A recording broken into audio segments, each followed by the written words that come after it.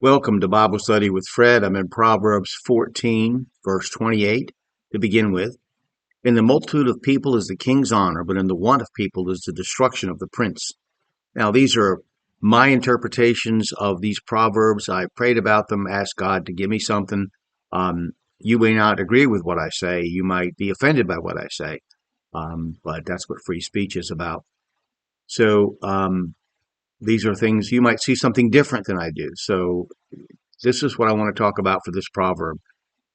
Here's a common warning and very good advice for a king that is often disregarded, and certainly was by ancient Oriental kings, but also by our more modern leaders in the 20th century. I'm going to bring it really close to home.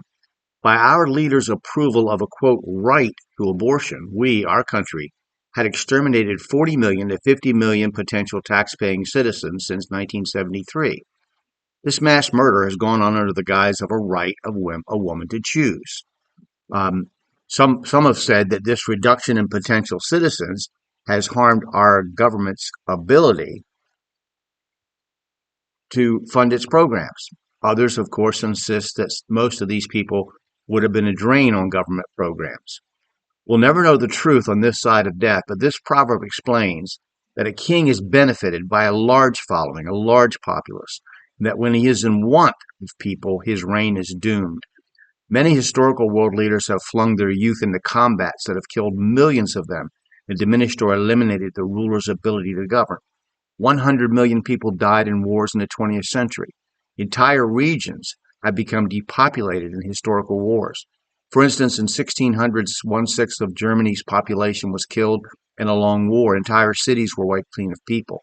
A wise ruler would take care to ensure his people's prosperity and to ensure the sanctity of the basic family unit as the cornerstone of civilization.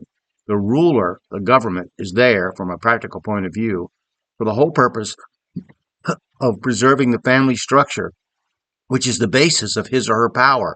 When a ruler attacks the family, makes likely the slaughter of multitudes of his own subjects, and encourages the conditions upon which the replenishment is unlikely, then he himself is doomed.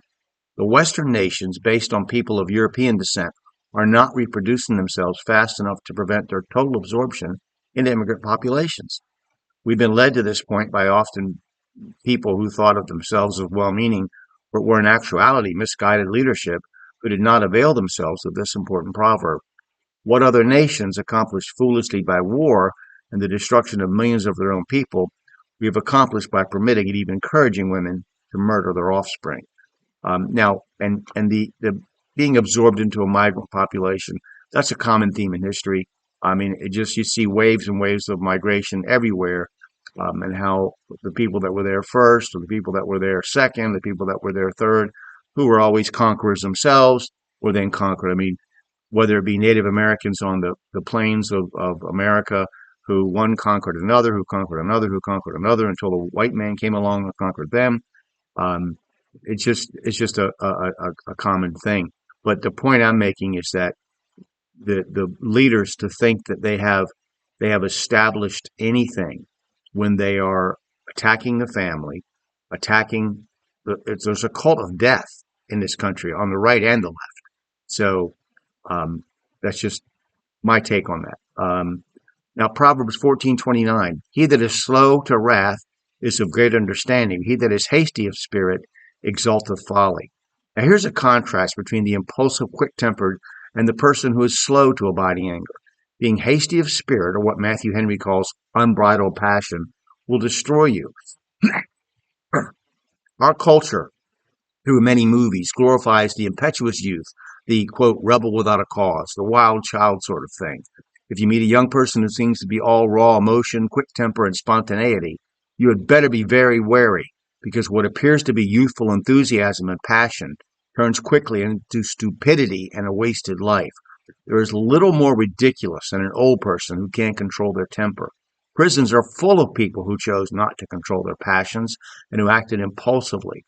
Develop a slow fuse and consider the consequences of your emotional outburst. Just a warning. Psalm 37:8 says, cease from anger and forsake wrath. Fret not thyself in any wise to do evil. So let's go to verse 30. A sound heart is the life of the flesh, but envy the rottenness of the bones. Proverbs 4:23. Keep thy heart with all diligence, for out of it are the issues of life. Here, envy is placed in opposition to a sound heart, and the sound heart is said to be the life of the flesh. Envy rottens the bones. Job 5:2. For wrath killeth the foolish man, and envy slayeth the silly one. Proverbs 3:31. Envy thou not the oppressor, and choose none of his ways. Proverbs 23:17. Let not thine heart envy sinners, but be thou in the fear of the Lord all the day long. Proverbs 27:4. Wrath is cruel, and anger is outrageous, but who is able to stand before envy?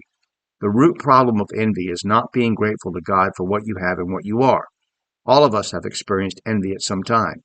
You wish you had a face like that, or were as tall as him, or had a ministry like his, or a house like theirs, or a job like that, and you resent that person who has what you don't. You might even hate that person who got the promotions or the pay raise you were hoping for, even believed you were entitled to, or who got the sale you thought you should have gotten. You envy your competition, your boss, your spouse, your friend. Envy and coveting go hand in hand, although envy is also linked to jealousy and hatred. Christians are supposed to be content with Christ, with having Him, and not be always discontent and uneasy about their lot in life. After all, most of us are not what we would have dreamed of being when we were young because of our own sin, our own unwillingness to do right, and our own short-sightedness. Christianity is the antithesis of what is considered to be the, quote, good life of the American. We're to be content, not to covet, not to be envious, and to be always grateful for what we have and where we are. The essence of what it means to be an American is to want what